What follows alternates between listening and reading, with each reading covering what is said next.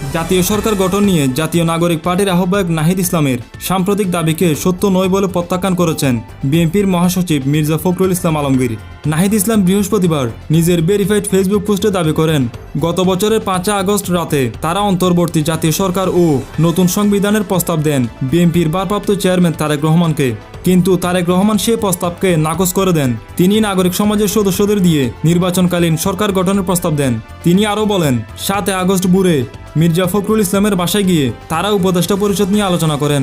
এই প্রসঙ্গ জানতে চাইলে বিএনপির মহাসচিব মির্জা ফখরুল ইসলাম আলমগীর বলেন, নাহিদ ইসলাম যে দাবি করেছেন সেটা ঠিক নয়। জাতীয় সরকারের ব্যাপারে আমাদের দল থেকে কোনো কথা বলা হয়নি। তারেক রহমানের সঙ্গে তাদের কোনো কথা হয়েছে কিনা সেটা আমার জানা নেই।